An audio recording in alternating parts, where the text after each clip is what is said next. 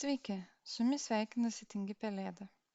Šiame video pakalbėsiu apie average funkciją ir average funkciją subtotal funkcijoje.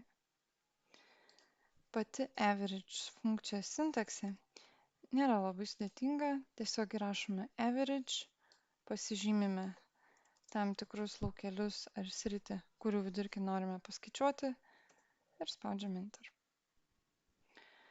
Tačiau, jeigu kaip šiuo atveju turime duomenų lentelę ir norime matyti vidurkį, tarkim, ne viso pusmečio, bet kažkurio vieno mėnesio, average funkcija jau mums nebepadeda, kadangi jis sumuoja net ir paslėptus eilutes.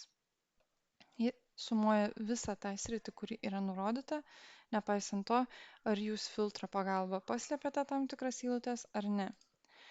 Tokiu atveju, kad funkcija būtų dinamiškesnė, galima naudoti subtotal funkciją ir su vieneto arba 100 vieneto pagalba išsikviesti average. Tai priklauso, ar reikia įtraukti rankiniu būdu paslėptas eilutes ar ne. Pasirinksiu vienetą, vadinasi, rankiniu būdu paslėptos eilutės bus įtraukiamos. Pasižymiu sritį ir spaudžiu Enter. Mūsų vidurkiai sutampa. Jeigu norėčiau peržiūrėti vieno mėnesio vidurkį, jau matau skirtumą. Jau funkcija sumuoja tik šias 3 eilutes ir paskaičiuoja jų vidurkį. Kalbant apie 1 ir 101, šiuo atveju jeigu užslėpsiu kokią nors eilutę rankiniu būdu, vidurkis matome nesikeičia. Tačiau jeigu įrašius 101,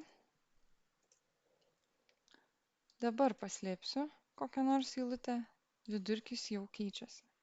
Funkcija reaguoja į tai, kad yra paslėpta tam tikra eilutė rankiniu būdu. Šiam kartui tiek. Jei patiko šis video, prašau paspauskite patinka. Ačiū už dėmesį ir iki kito karto.